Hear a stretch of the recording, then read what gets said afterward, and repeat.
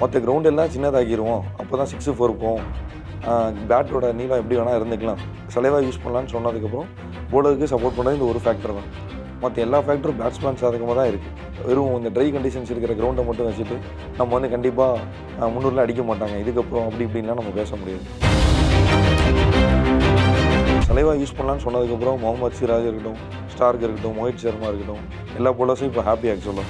ஏன்னா கோவிட் டைமில் வந்து சலைவா யூஸ் பண்ணக்கூடாதுன்னு சொன்ன அந்த ரூல் இருந்தவே அவங்க ஸ்வெட்டை மட்டும் தான் டிபெண்ட் பண்ணியிருந்தாங்க, வேறு எந்த ஆப்ஷனும் கிடையாது.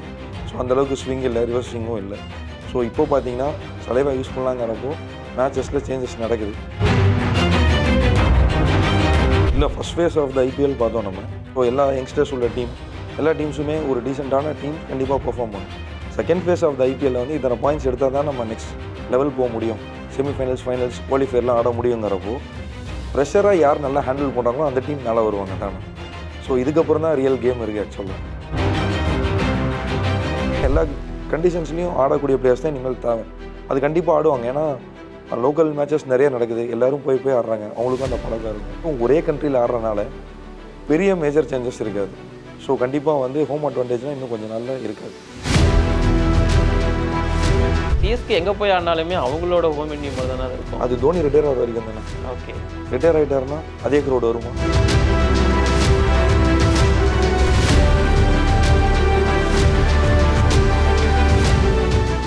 Hello every friends, welcome to all in all sports. நான் உங்கள் ஸ்போர்ட்ஸ் நிதீஷ் அண்ட் எங்கூட முகமது ஜாவித் அண்ணன். ஸோ இன்றைக்கி ஐபிஎல்லை பற்றி நிறைய டிஸ்கஸ் பண்ண போகிறோம். அதாவது நாங்கள் கேட்டது ஒன்று, எங்களுக்கு கிடைச்சது ஒன்று அப்படின்னு ஃபேன்ஸ் இப்போ வருத்தப்பட்டு இருக்க அளவுக்கு தான் ஸோ இந்த ஐபிஎல் அப்படிங்கிறது போயிட்டுருக்கு. எல்லாரும் 300 வந்துடும் ஆசைப்பட்டாங்க, இப்போ 100 அடிக்கவே கஷ்டப்பட்டுட்டு இருக்காங்க டீம்ஸு. அண்டு முக்கியமாக ஹோம் பிச்சர்ஸாக இருக்கட்டும், ஹோம் கிரவுண்டாக இருக்கட்டும், நிறைய பிச்சர்ஸ் வந்து பார்த்தீங்கன்னா பவுலருக்கு சாதகமாக இருக்குது. அண்ட் இந்த சலைவா யூஸ் பண்ணுறதுனால ரிவர்ஸ் ஸ்விங் ஆகுது, அதுவும் பவுலர் சப்போர்ட் பண்ணுற மாதிரி இருக்குது. எனக்கு இது நம்ம ஐபிஎல் தானே அப்படிங்கிற மாதிரி இருக்குது. ஏன்னா ஐபிஎல்னாவே பேட்ஸ்மேன் அப்படின்னு சொல்லி கான்சன்ட்ரேட் பண்ணுவாங்க. இந்த டைம் நிறைய சேஞ்ச் ஆகிருக்கு. நம்ம இதை 3 பற்றியுமே பேச போகிறோம். ஃபஸ்ட்டு வந்து 300 ரன் இதுக்கப்புறம் வருமா ஐபிஎல், அதை மட்டும் எனக்கு சொல்லுங்கள். இல்லை, கண்டிப்பாக சான்சஸ் இருக்குங்க, இல்லைன்னு சொல்ல மாட்டேன். இதுக்கப்புறம் எப்படின்னா இல்லைப்பா, நான் என்ன சொல்ல வரேன்னா ட்ரை பிச்சஸ் ஓகே சப்போர்ட் பண்ணுது, ஒரு சில ட்ரை பிச்சஸில் தான் சப்போர்ட் பண்ணுது, மற்ற பிச்சஸ்லாம் இன்னும் பேட்ஸ்மேன் ஃபேவராக தான் இருக்குது. நீங்கள் ஒரே ஒரு ரிவர்ஸ் ஸ்விங் ஆகுதுங்கிற ஒரு விஷயம், அதுவும் அந்த கண்டிஷன்ஸில் ஆகுது, ஒத்துக்கிறேன். மற்ற கிரவுண்ட் எல்லாம் சின்னதாகிடுவோம், அப்போ தான் 6-4 போகும், பேட்டோட நீளம் எப்படி வேணால் இருந்துக்கலாம், பவுலருக்கு சப்போர்ட் பண்ணுறது இப்போது சலைவா யூஸ் பண்ணலான்னு சொன்னதுக்கப்புறம் பவுலருக்கு சப்போர்ட் பண்ணுறது இந்த ஒரு ஃபேக்டர் தான். மற்ற எல்லா ஃபேக்டரும் பேட்ஸ்மேன் சாதகமாக தான் இருக்குது. ஸோ இப்படி ஒரு சூழ்நிலை நீங்கள் வச்சுட்டு வெறும் இந்த ட்ரை கண்டிஷன்ஸ் இருக்கிற கிரவுண்டை மட்டும் வச்சுட்டு நம்ம வந்து கண்டிப்பாக 300 அடிக்க மாட்டாங்க இதுக்கப்புறம் அப்படி இப்படின்லாம் நம்ம பேச முடியாது. நீங்கள் வேணால் வெயிட் பண்ணி பாருங்கள். நான் வெயிட் பண்ணி பார்க்குறேன். அண்ட் இன்னொன்று வந்து தான் நீங்கள் சொன்ன மாதிரி தான், உடனே வந்து நம்ம 300 வராது அப்படின்னு போயிட முடியாது. ஸோ திடீர்னு ஒரு மேட்ச்சை வந்து வெறி குண்டு அடித்து 250 அடிச்சிடுறாங்க. திடீர்னு பார்த்தா 100 அடிக்கிறது கூட இல்லை, அதுக்குள்ளே ஆல் அவுட் ஆகிட்டும் போயிடுறாங்க. ஸோ இந்த 300 அந்த ஸ்கோரை பற்றி நான் பேச வரல. பட் எனக்கு இப்போ மேட்சஸ் வந்து ரொம்ப இன்ட்ரெஸ்ட்டாக இருக்கிற மாதிரி தோணுது. எனக்கு இந்த வெறும் பேட்டிங் மட்டும் 6 அடித்தா எனக்கு அவ்வளோவா பிடிக்காது.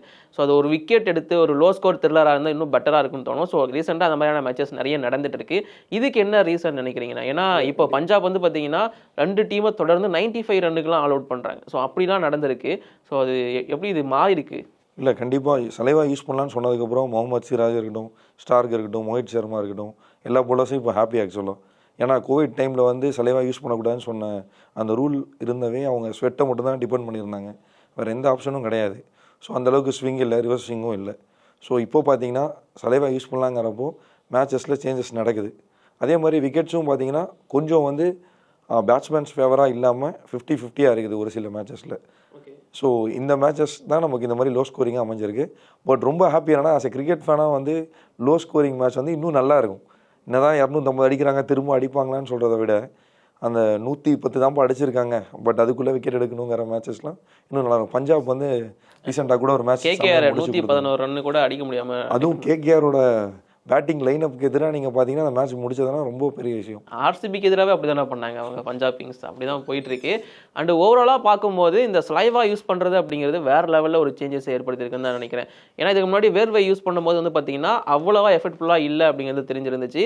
இப்போ ரீசெண்டாக புவனேஸ்வர் குமார் கூட சொல்லியிருந்தார் என்ன அப்படின்னா, ஸ்டார்க்கு அந்த ஸ்லைவா எச்சில் யூஸ் பண்ணும்போது தான் எனக்குமே ஃபீல் ஆச்சு என்ன அப்படின்னா, நம்ம இதை இப்போ யூஸ் பண்ணலாம்ல, இதை நம்ம எஃபெக்டிவாக யூஸ் பண்ணலாமே அப்படிங்கிறது. ஸோ அது இப்போதைக்கு எங்களுக்கு தோணிருக்குன்னு அடுத்த மேட்ச் ட்ரை பண்ணுவேன் அப்படிங்கிறத சொல்லியிருந்தாரு. அண்ட் முகமது சிராஜுக்கு இந்த 15th 16th ஓவர் ஸோ அந்த சமயத்தில் கொஞ்சம் ரிவர்ஸ் ஸ்விங் அப்படிங்கிறது தெரிய ஆரம்பிக்குது. அந்த ஸ்டார்க்கு இன்னும் பெட்டராகவே தெரியுது. ஸோ இதை எப்படி பார்க்குறீங்க? இந்த சலைவா எந்த அளவுக்கு இங்கே வந்து இப்போ வேலை பார்த்துட்டு இருக்கு அப்படின்னு நினைக்கிறீங்க? இல்லை, முகமது சிராஜ் வந்து ஒத்துக்கிட்டாரு சலைவா ஹெல்ப் பண்ணது ரிவர்ஸ் ஸ்விங் பண்ணுறதுக்குன்னு. பட் ஸ்டார்க்கிட்ட கேட்கும்போது நான் இதை ஒத்துக்க மாட்டேன், ரெட் பாலில் ஓகே டிஃப்ரென்ஸ் இருக்கும் ஸ்வெட் யூஸ் பண்ணி சலைவா யூஸ் பண்ணுறனால, பட் எனக்கு வந்து இதில் இது ஒரு மித்தாக தான் நினைக்கிறேன், இதை வந்து நான் நம்பலை அப்படின்னு தான் அவர் சொல்லியிருக்காரு. ஸோ வெயிட் பண்ணி பார்க்கலாம். பட் இந்தியன் பவுலர்ஸ்லாம் ரொம்ப ஹாப்பி, அவங்களுக்கு ரிவர்ஸ் ஸ்விங் கை கொடுக்க சலைவா தான் ஒரு ரீசனாக வந்து இந்தியன் பவுலர்ஸ் சொல்லியிருக்காங்க. இந்த தடவை யூஸ் பண்ணுற ஒயிட் பால் கூட பார்த்தீங்கன்னா T20 பால் வந்து பழைய பால் மாதிரி கிடையாது, கொஞ்சம் அதில் வந்து சீம் பொசிஷன்லாம் சேஞ்சாக இருக்குது. ஸோ அது கூட ஒரு ஃபேக்டராக இருக்கலாம். ஸோ இப்போ இந்த சலைவா யூஸ் பண்ணுறது அவ்வளோ எஃபெக்ட்ஃபுல்லாக இருக்குன்னு நாம் சொல்லிட முடியாது. இந்த 2 பால் அப்படிங்கிற ஒரு விஷயம் இருக்குது மீன் செகண்ட் இன்னிங்ஸை பொறுத்த வரைக்கும். ஆனால் ஒரு சிலருக்கு ஃபர்ஸ்ட் இன்னிங்ஸ்லேயே அந்த ரிவர்சிங் அப்படிங்கிறது லைட்டாக வர ஆரம்பிக்குது. அண்ட் இதெல்லாம் விட்டுட்டு இன்னொரு விஷயத்துக்குள்ளே வரணும் அப்படின்னு ரொம்ப முக்கியமான விஷயம் இந்த வருஷம் வந்து நிறைய அதை பற்றி பேசப்பட்டுட்டே இருக்குது. இந்த ஹோம் வென்யூ, இந்த ஹோம் அட்வான்டேஜ் அப்படிங்கிறது நிறைய டீம் ஹோம் எங்களுக்கு பெரிய அட்வான்டேஜ், நாங்கள் அங்கே ஜெயிப்போம் அப்படின்னு நினச்சிட்டு இருக்கப்போ சிஎஸ்கே தான் அதுக்கு பெரிய எக்ஸாம்பிள், அவங்களும் அடித்தாங்க. கேகேஆர் அதுக்கு ஒரு பெரிய எக்ஸாம்பிள், அவங்களும் அடி வாங்கினாங்க. அண்டு இது கேகேஆர் மட்டும் இல்லாமல் Lucknow super giants and RCB தொடர்ந்து அதாவது ஹோம் எங்களுக்கு ஹோமே வேணாடா எரிச்சிருங்கடா அந்த ஹோம் அப்படிங்கிற மாதிரி சொல்கிற அளவுக்கு ஆர்சிபி அடி வாங்கியிருக்காங்க. ஸோ இந்த ஹோம் அட்வான்டேஜ் அப்படிங்கிறது இப்படி அப்படியே நேர் ஆப்போசிட்டாக மாறிச்சு. அதுக்கு என்ன ரீசன் நினைக்கிறீங்க? இல்லைங்க, எல்லா டீம்ஸும் நிறைய வாட்டி வந்து இங்கே மேட்சஸ் ஆடுறோம், ஒரு ஒரு ஊர்லேயும் போய் மேட்சஸ் ஆடி இப்போ நம்ம வேர்ல்டு கப் எடுத்துக்கோங்களேன், 50 ஓவர்ஸ் வேர்ல்டு கப் வந்து நம்ம ஃபைனல் தோற்று போனோம் ஆஸ்திரேலியாட்ட. அவங்கள்ட்ட கேட்டால் அவங்க சாயிலை முதற்கொண்டு எந்த சாயில் எப்போ டேர்ன் ஆகும், எது ரொம்ப ஈஸியாக இருக்கும் பேட்டிங்குன்னு டாஸ் வின் பண்ணி ஃபைனல்ஸில் பார்த்தீங்கன்னா அவங்க போலிங் எடுத்தாங்க தைரியமாக. அதுவும் இந்தியா ஹோம் கிரவுண்டு, இந்தியாவுக்கு எதிராக ஆடுறாங்க. பட் வந்து டே அண்ட் நைட் மேட்ச்சில் டாஸ் வின் பண்ணி அது வேர்ல்டு கப் ஃபைனலில் இல்லை நாங்கள் போலிங் சூஸ் பண்ணுறோன்னு எடுத்தாங்க. மேட்ச் ஜெயிச்சதுக்கப்புறம் இந்த சாயில் பற்றி எங்களுக்கு தெரியும், இங்கே கண்டிஷன்ஸ் எப்படி இருக்குன்னு தெரியும்னு சொன்னாங்க. ஸோ அவங்க அந்தளவுக்கு இருக்கும்போது நம்ம லோக்கல் பிளேயர்ஸ் நிறைய ரஞ்சி மேட்சஸ் ஆடுறோம், நிறைய இந்த T20 டோர்னமெண்ட்ஸ்லாம் ஆடுறோம். இதெல்லாம் ஆடும்போது கண்டிப்பாக கண்டிஷன்ஸ் அவங்களுக்கு நல்லா தெரிஞ்சிருக்கும். ஸோ இப்போ வந்து ஹோம் கிரவுண்ட் அட்வான்டேஜுங்கிறது இப்போ தோனி கூட ரீசெண்டாக சொன்னார், சிஎஸ்கே விக்கெட்டே எப்படி வந்து மாறுதுன்னு எங்களால் சொல்ல முடியல, ஏன்னா எங்கள் பேட்ஸ்மேன்ஸே சஃபர் ஆகுறாங்க அப்படின்னு சொன்னாங்க. அவங்க ஸ்பின் எடுக்கிறது ரீசனே வந்து சிஎஸ்கே விக்கெட்டை டிபெண்ட் பண்ணி தான். பட் ஆப்போனண்ட் வந்து பொலன்னு பொழந்துட்டு போயிடுறாங்க, இப்போ இவங்கே சஃபர் ஆகுறாங்க. ஸோ ஹோம் கண்டிஷன்ஸுங்கிறது இன்னும் கொஞ்சம் நல்ல அப்படி ஒரு ஃபேவராக கண்டிப்பாக இருக்காதுங்க. ஓகே, நான் இப்போவே அது இல்லை. எந்த அளவுக்குன்னா ரகானேலாம் வந்து பார்த்தீங்கன்னா கம்ப்ளைண்ட் பண்ணுற அளவுக்கு ஆயிடுச்சு. ரகானே ஃபஸ்ட்டு கம்ப்ளைண்ட் பண்ணுறாரு, எங்களுக்கு எங்களோட ஹோம் கிரவுண்டில் இருக்கிறவங்க சப்போர்ட் பண்ணுறது கிடையாது, கியூரேட்டர்ஸ் வந்து எங்களுக்கு ஏற்ற மாதிரி பிச் ரெடி பண்ண மாட்டாங்க அப்படின்னு சொல்கிறாங்க. உடனே அதுக்கு கியூரேட்டர் வந்து ரிப்ளை கொடுக்குறாரு, நாங்கள் நீங்கள் கேட்குற மாதிரிலாம் கொடுக்கணும்னு அவசியம் கிடையாது, எங்களுக்கு என்ன சொல்கிறாங்களோ நாங்கள் பண்ணுவோம், எங்களுக்கு என்ன தோணுதோ அதை பண்ணுவோம் அப்படிங்கிற மாதிரி சொல்கிறாரு. தென் ரகானே திரும்பவும் அது அவங்களுக்கு ரிப்ளை கொடுக்குறாரு, பப்ளிசிட்டிக்காக அவங்க என்ன வேணால் பேசுவாங்க, பட் எனக்கு இந்த இஷ்யூ எங்கே கொண்டு போகணும்னு தெரியும். ஸோ எனக்கு ஹோம் கிரவுண்ட்லேயே எனக்கு அட்வான்டேஜ் இல்லை அப்படின்னா அப்புறம் எதுக்கு எனக்கு அது ஹோம் கிரவுண்டாக இருக்கணும் அப்படிங்கிற மாதிரிலாம் அவர் கேட்டிருந்தாரு. ஸோ இதை பற்றி உங்கள் ஒப்பீனியன் என்ன? ஏன்னா ஹோம் அட்வான்டேஜ் அப்படிங்கிறத நம்பி ஒரு சில டீமே எடுக்கிறாங்க, அதை பேஸ் பண்ணி தான் டீமே எடுக்கிறாங்க. பட் அங்கேயே அவங்களுக்கு அந்த ஒரு அட்வான்டேஜ் கிடைக்கல அப்படின்னா அந்த டீம் கொஞ்சம் அடிவாங்க ஆரம்பிக்குது இல்லை? ஸோ இது எப்படி மாற்றுறாங்கன்னு கேட்குறேன். நீங்கள் இன்டர்நேஷ்னல் மேட்சஸே பார்த்தீங்கன்னா எஸ்பெஷலி விராட் கோலி கேப்டனாக இருக்கும்போது இங்கே வந்து ஃபர்ஸ்ட் ஓவர்லேருந்து ஸ்பின்னர் கொடுக்க ஆரம்பித்தாங்க. டெஸ்ட் மேட்சஸ் 3 நாளில் நிறைய மேட்சஸ் முடிஞ்சது விராட் கோலி டெஸ்ட் கேப்டனாக இருக்கும்போது. அவ்வளோ டேர்ன் இருக்கும் விக்கெட்டில். ஏன் டிஎன் எல்கர் வந்து இந்தியா சவுத் ஆஃப்ரிக்கா மேட்ச் நடக்கும்போது டிஎன் எல்கர் ஒரு left hand batsman, part time spinner தான். அவர் 5 விக்கெட் எடுத்துகிட்டு போனார். எப்பா நான் போட்டு 5 விக்கெட் எடுத்துருக்கேன்ப்பாங்கிற மாதிரி இருந்துச்சு விக்கெட். லென் பிலிப்ஸ் 5 விக்கெட் எடுக்கிறாரு, அப்புறம் ரூட் எடுத்திருக்காரு. இங்கே அதான் நம்ம வந்து அங்கே போகும்போது அவங்க விக்கெட் கிராஸியான விக்கெட்டாக இருக்குது. ஸோ அங்கே நம்ம கஷ்டப்பட்டு தான் ஆடுறோம், அவங்க ஹோம் கண்டிஷன்ஸ்க்கு தான் போடுறாங்க. இப்போ நீங்கள் சொன்னீங்க கியூரேட்டர் வந்து இல்லை நான் போடுற விக்கெட்டில் தான் ஆடணும்னா அப்போ நீயே வந்துட்டு பிளேயராக மாறிட்டு ஓப்பனிங் இறங்கிப்பா, நீயே வந்து பர்ஃபார்ம் பண்ணு. ஏன்பா ஒரு டீம் எடுக்கிறாங்க இவ்வளோ செலவு பண்ணி, ஹோம் கண்டிஷன்ஸ் வந்து அவங்க என்ன கேட்குறாங்களோ அதுதான் ஒரு கியூரேட்டராக பண்ணி தரணும். எல்லா ஊர்லேயும் தான் நடக்குது. அதாவது நான் இந்தியா மட்டும் சொல்ல, ஃபாரின் கண்ட்ரிஸும் அதான் பண்ணுறாங்க. இப்போது ரஹானே சொன்ன மாதிரி தாங்க, ரஹானே எவ்வளோ பொறுமையான அமைதியான ஆள், அவரே வந்து வெளியே வந்து ஒருத்தர் பப்ளிசிட்டிக்காக இப்படி பேசிகிட்டு இருக்காருன்னு சொல்கிறாங்கன்னா அப்போ நீங்கள் கொஞ்சம் பாருங்கள். இன்னொன்று நான் சொல்ல வரும்போது என்னென்னா 2012-13 அந்த மாதிரி டைமுன்னு நினைக்கிறேன், இந்தியா வந்து இங்கிலாந்துக்கு எதிராக ஒரு சீரியஸ் வந்து ஹோமில் வந்து தோனி கேப்டன்சியில் நம்ம தோற்று போவோம். அந்த மேட்ச் சீனியர்ஸ்லாம் ஆடுவாங்க, ஸ்டில் நம்ம தோற்றுருவோம். மோஹந்தி பனேசர் பயங்கரமாக கலக்கியிருப்பார், இவர் கெவின் பீட்டர்சன் பயங்கர ரன் ஸ்கோராக இருப்பார், அலேஸ்டர் குக் கூட பயங்கர ரன் ஸ்கோராக இருப்பார். அந்த சீரியஸ்லேயும் பார்த்தீங்கன்னா கொல்கட்டாவில் நடக்கும்போது இதே தாங்க நடந்துச்சு. தோனி வந்து ஸ்பின் ட்ராக் கேட்டிருப்பார் போல். அங்கே இருந்த கியூரேட்டர் ஹெட் என்ன சொன்னார்னா, அதெல்லாம் போட முடியாது, இது என்னோடய கிரவுண்டு, நான் தான் போடுவேன்னாங்க. கடைசி என்ன ஆச்சு, இந்தியா தோத்துட்டு போயிருச்சு. சரிப்பா, இதே மாதிரி தான் வந்து இங்கிலாந்து போகும்போது அவங்க என்ன தோனி கேட்குறாங்க, சாரி அலேஸ்டர் குக் என்ன கேட்குறாரோ அந்த பிச்சை தான் வந்து இங்கிலாந்து கேப்டன் கேட்கறது மாதிரி அந்த கியூரேட்டர் பண்ணி கொடுத்தாரு. ஏன்னா மேட்ச் வின் பண்ணும், அதான் பண்ணுவாங்க.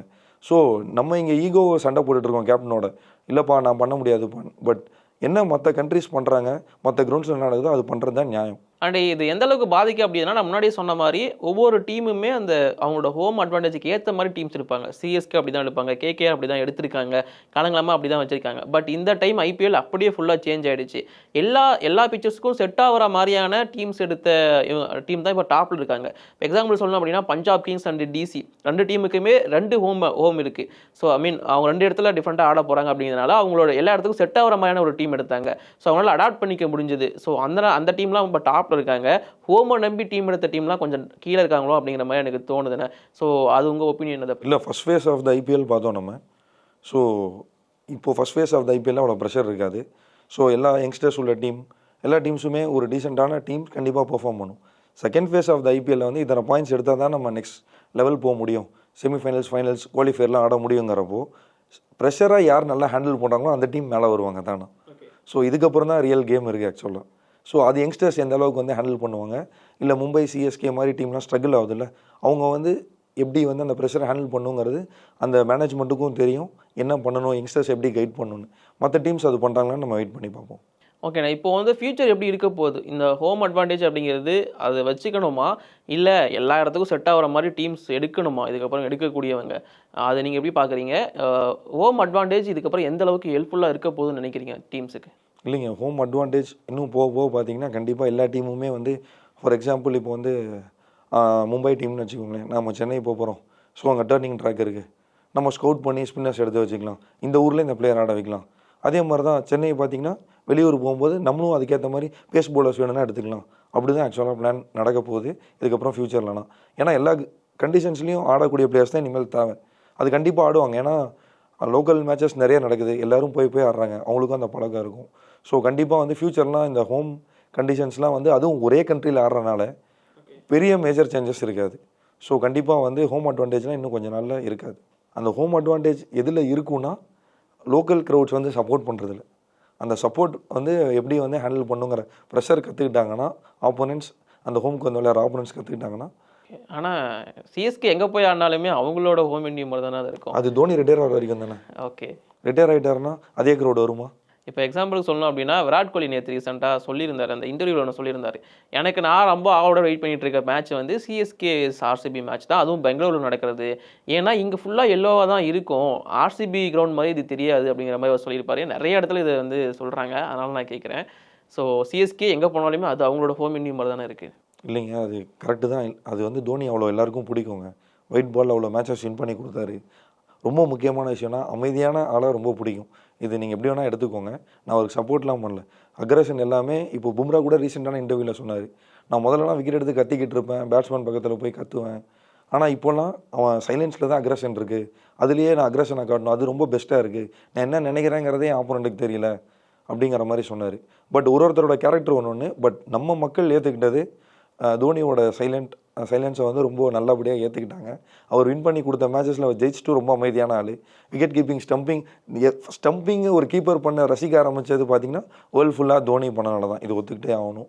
ஸோ கேச்சஸ் டைவ் அடிச்சு கில்கிறிஸ்ட் எடுப்பார், ஸோ வந்து ரன் அவுட்ஸ்லாம் அடிப்பாங்க, டேரக்ட் ஹிட்ஸ், அதெல்லாம் ரசித்த காலம் போய் எப்பா இந்த ஆள் கீப்பிங் பண்ணுறான்ப்பா, 2-3 ஸ்டம்பிங் பண்ணுவோம், அது பயங்கரமாக இருக்கும், என்ன ஃபாஸ்ட்டாக பண்ணுறான்ப்பான்னு ரசிக்க வச்சார் தோனி. ஸோ அது வந்து சொல்லவே வேணாம். ஸோ அவருக்கு கீப்பிங் மட்டும் இல்லாமல் பேட்டிங்லேயும் நிறைய ஃபேன்ஸு, கேப்டன்சியும் சொல்ல வேணாம். ஸோ ஆப்வியஸாக அவர் இருக்கிற வரைக்கும் சிஎஸ்கேக்கு எங்கே போனாலுமே க்ரௌட் சப்போர்ட் இருக்கும். ஸோ இந்த ஐபிஎல் 2025 அப்படிங்கிறது மிட் சீசன் அப்படிங்கிறது இப்போதைக்கு வந்துருச்சு. எல்லா டீமும் 7 போட்டிகள் அப்படிங்கிறத ஆடி முடிச்சிட்டாங்க. எக்ஸாக்டாக இப்போ நம்ம இந்த வீடியோ எடுத்துகிட்டு இருக்கப்போ ஜிடிடிசி போட்டி அதுதான் வந்து அந்த எல்லாருமே 7 முடிக்கிற அந்த கட்டத்தில் இருக்காங்க. ஸோ இதுக்கப்புறமா போட்டிகள் எல்லாமே சூடு பிடிக்க போகுது. அண்ட் இந்த வீடியோவில் உங்ககிட்ட ஒரு கேள்வினா, மிட் சீசன் அப்படிங்கிறது வந்துருச்சு, உங்களோட டாப் 4 யாராக இருக்கலாம்? என்னோட பிளே ஆஃப் வர 4 டீம் என்னை பொறுத்த வரைக்கும் டெல்லி கண்டிப்பாக வரும், பஞ்சாப், சென்னை, மும்பை. ஓகே, சென்னை, மும்பை ஆண்ட பரம்பரைகள் ஸோ வந்துடுவாங்கன்னு அண்ணா சொல்லியிருக்காரு. அண்ட் உங்களோட ஒப்பீனியன் அப்படிங்கிறத மறக்காமல் கீழே கமெண்ட் பண்ணுங்கள். இப்போதைக்கு நாங்கள் கிளம்புறோம். தேங்க்யூ.